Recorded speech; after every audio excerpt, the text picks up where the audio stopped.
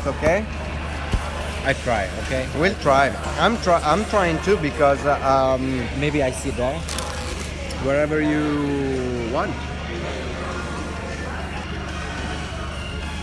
It seems that I'm working for the Tattoo Expo Bologna because anytime that I start an interview, I always say, we meet someone at Tattoo Expo Bologna. They have to pay me. Anyway, Tattoo Expo Bologna. We're here with a dear friend of mine. He hosted us this shop in Singapore, Melvin Tay. And the first question that I want to ask him, since he's coming from Singapore, is which one is the biggest difference that you see between the Asian culture of tattooing and Western culture of tattooing? What's the big difference? What's the big difference you see between those two tattooing cultures? I think nowadays the culture, okay, obviously we are from the Easterner, and things that we are do is influenced by Oriental culture. And the biggest difference I see between both culture, I think it's still boils down to people right now. Nowadays, It's still sorry. it boils down to people. It actually depends on individual who wants to bring up their own culture and put it into their art.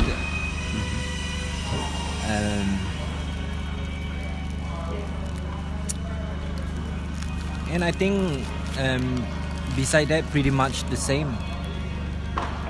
And if you are asking about the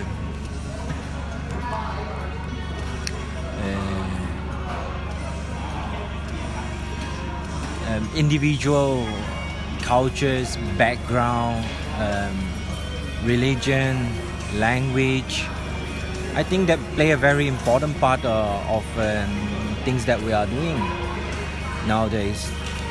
I see Westerner do very good Oriental art. I see Easterner doing very good Westerner art also. And if you are asking what is the difference between the both cultures, I think definitely that's different. Personally, I think that's not pretty much. I think that Western culture is about tattooing nowadays is a bit too much about fashion. Everybody wants a tattoo, sometimes not just for the tattoo and sometimes not even for the process of getting tattooed, but just because they are so surrounded by tattooed people. They see tattoos everywhere in TV shows, people from TV like footballers or starlets or actors, and so they see so many tattoos around them that they just want to be part of that without wanting to be part of the tattoo culture.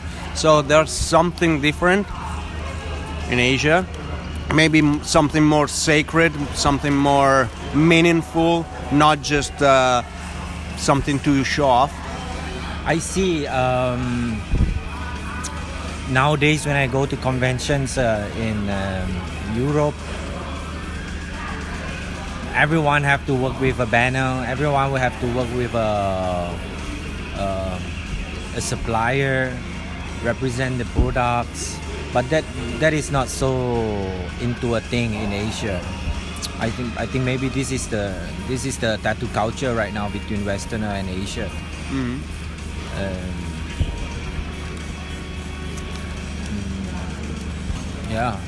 And fashions.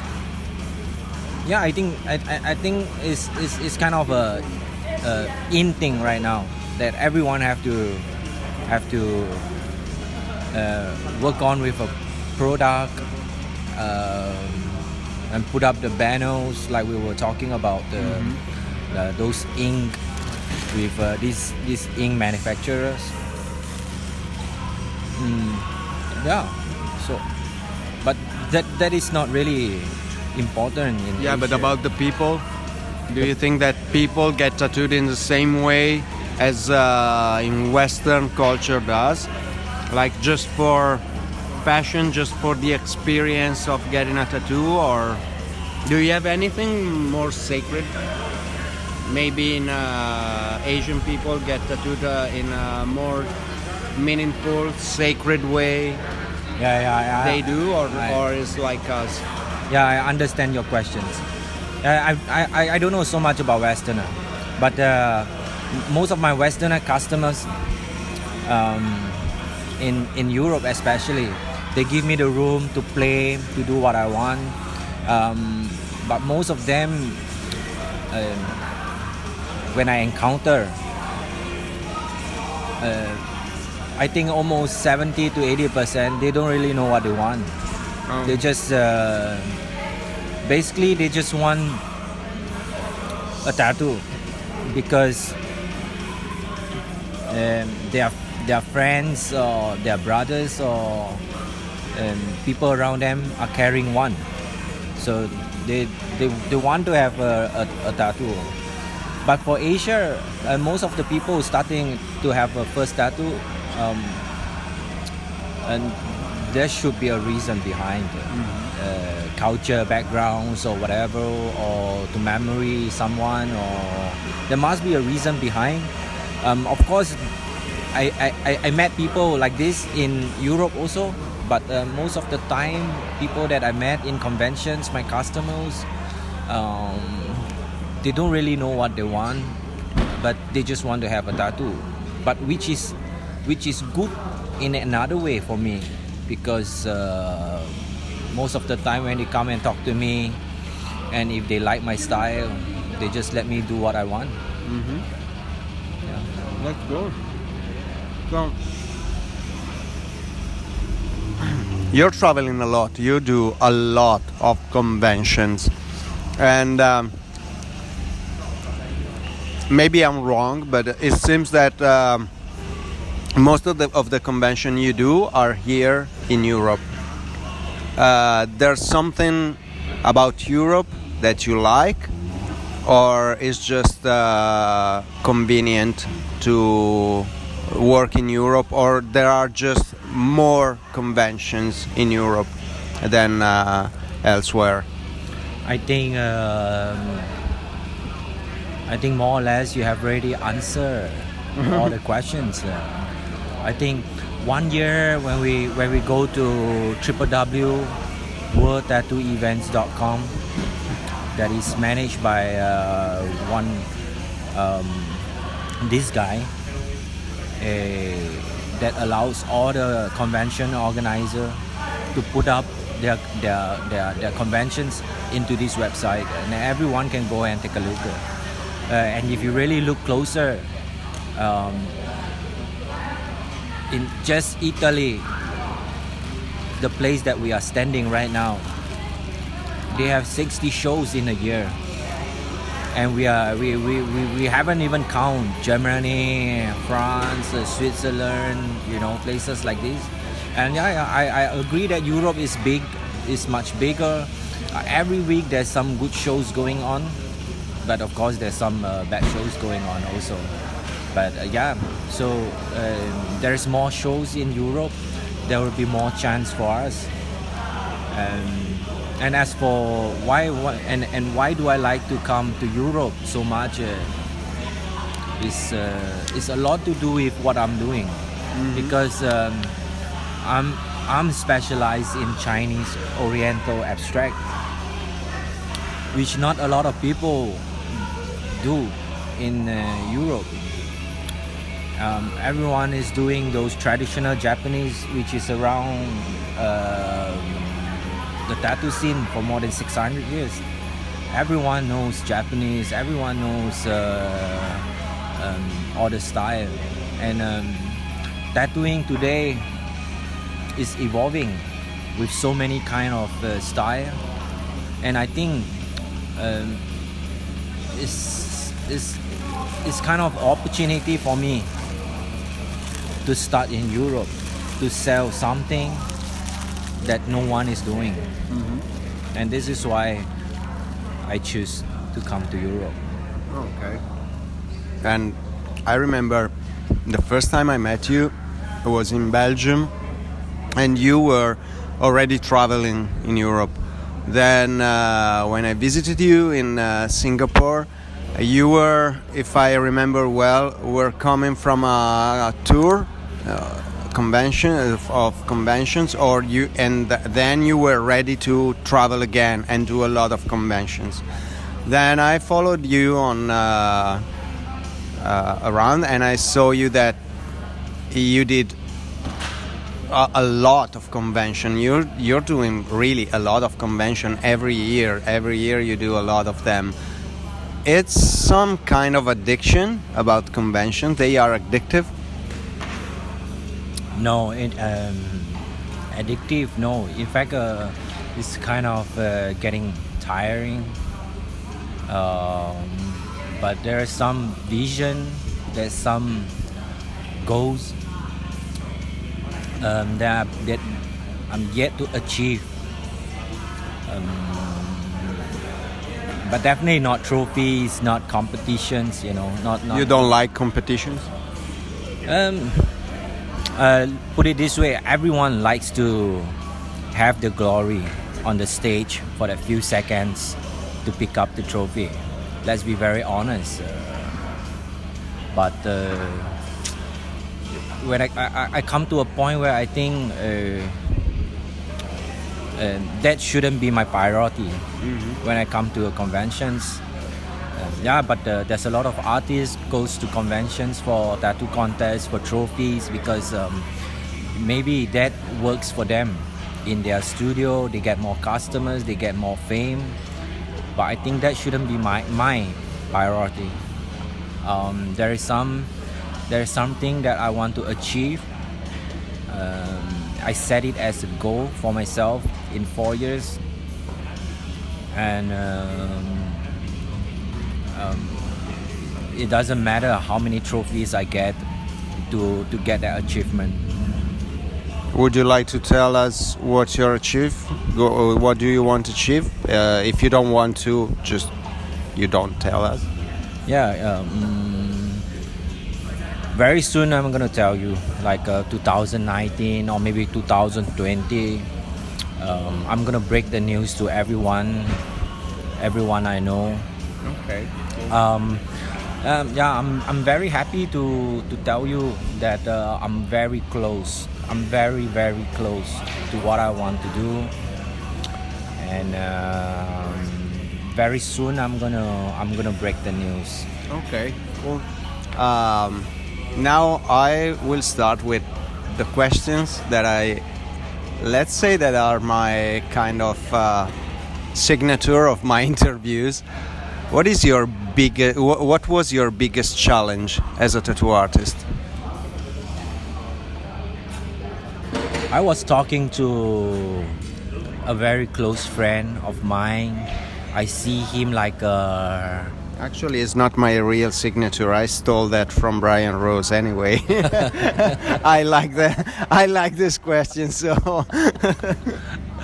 I was talking to one of a very close friend yesterday.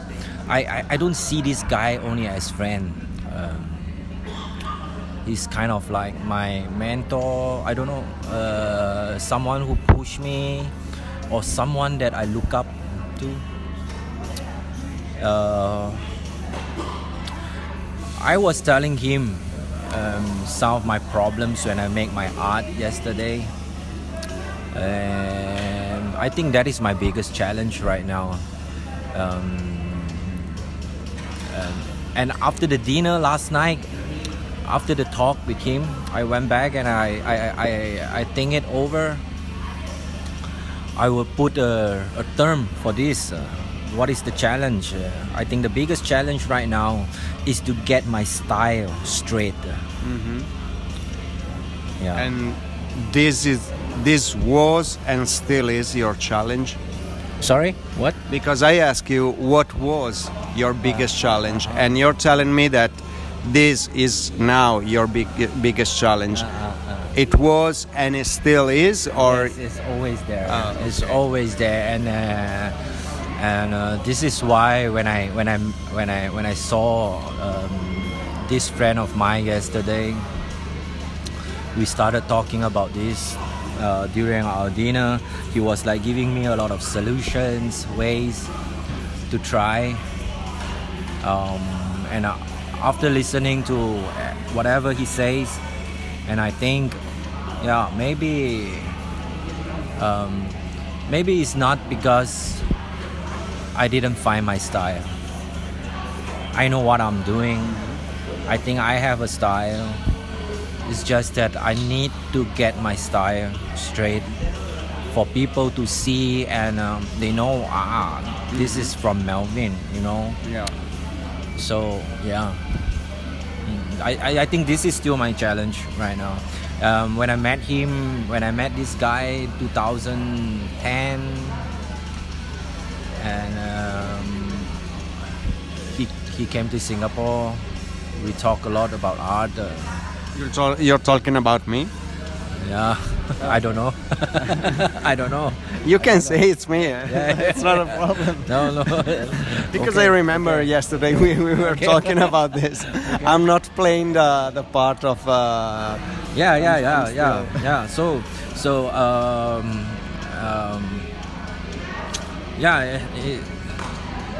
In 2014, I remember I mentioned this with him. Yeah, and today is still my challenge. I think end of the day, it's better to have these kind of problems, you know. That I'm always not happy with what I'm doing, rather than I'm so content with what I'm doing already. It's part of being an artist. Yeah. So yeah, sometimes it really bothers me a little bit, but I think when this thing bother me too much, I start to pick up a brush and start painting again. So From how long are you tattooing now? 14. This is my 14 years. Yes. So a lot of things are changed since your first.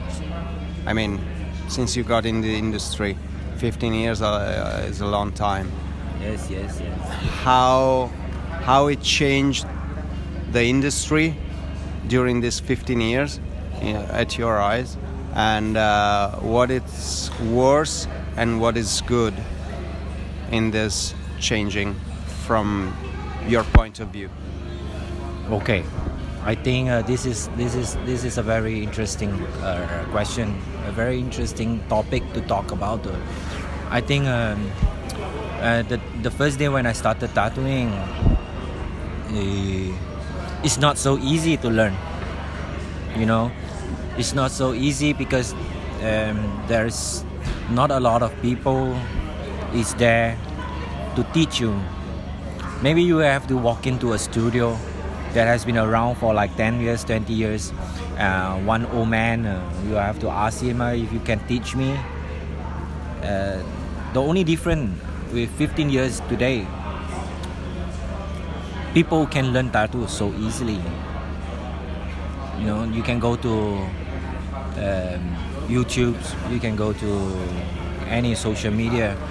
I'm not sure about that. I mean, you can learn out the basics, but until you get on the real skin, you don't know Okay, maybe. what you're doing. Okay, maybe we skip this phrase. What I'm saying is, it's not so easy to learn tattoo. But it's easy to get about how you can do it. That's Yeah, what you mean? because Okay. it's not so easy to Yeah, get I all the agree. info 15 years ago. It's not so easy to start to be in the industry. is much easier for people to come in today. But the problem is 15 years ago, I see those people that trying to struggle to come into this industry. They all stays. They are still tattooing today. But people that come into the industry today, like so easy, but it's not so easy for them to stay. They work a couple of years, they go and they do other stuff. I think that is the change between 15 years ago and 15 years later. And today there's so many products, there's so many infos, and you know, we don't have much magazine also. Everything is through Instagram. Yeah, I think that the magazines are dying. Everybody goes online. Even if there are few magazines, they don't sell as they were used to sell, I don't know, 10 or 15 years ago. I think it's dead. Yeah, I think that magazines are dead too. Even magazines are moving their, let's call it, business on the digital. So you were sharing this with me yesterday that the magazine is dead. Last time when you have magazine, people will buy. Well, they are still around, and they are still, let's call it, influencers of the industry. And being on the magazine is still something, let's say, prestigious to be featured in a magazine, but still it's not so important as it was probably 10 or 15 years ago, because nowadays you can have your own, let's call it, media on your website, on your social media. So we don't really need those magazines as before, and I'm pretty sure that tattoo magazines are just bought by tattoo artists, not from the general public. Maybe, but I could be wrong. Yeah, remember you mentioned this to me yesterday that the magazine is dying. Last time, studio tends to buy a space from the magazine, so that when I look at a magazine, I know which tattoo studio to go. Now I think it's just I think it's merchandise era. Everyone wants to get the latest stuff, the latest machine, the latest ink, and you were telling me that that is just the change of the business, but that doesn't really change the artists doing their own art. So in all those changes, what do you see? What is the best part and the worst part from your point of view? I think the best part for me is the more from your point of view, or anyway for artists. Maybe just my point of view. I think the best part is the more the merrier. The more people who wants to join this industry, the more the merrier. Just come, and because I believe in when you keep pouring water into a cup, the water will just flow, and the water will just overflow once it reach the top. And those people who stay in the cup stays. Those people who overflow, like you see 15 years ago, I remember when I started learning tattoo from my mentor, I see the wave. There's a change of wave, and then we have TV shows, Miami Ink, LA Ink, you know. Ink Master. So those are another wave. So I think tattoo always comes with wave. when the wave goes higher, there will be some changes. And if you ask me, I think the best part, the more the merrier. Anyone who wants to come into this industry to share the piece of cake is good, because the more I'm gonna get improved. But I still believe there's only a cup that can fill this amount of water. And once the water reach the top, all the water will overflow, and there will still be water in the cup, and those people are the people who are staying. So let's see when the water reach the top, what is the next wave. And what's the worst? The worst, I think the worst is about the conventions. I've been to a lot of conventions, and this is the thing that I see, because there's so many artists coming in. There will be people that doesn't understand tattoo who wants to share a piece of cake also.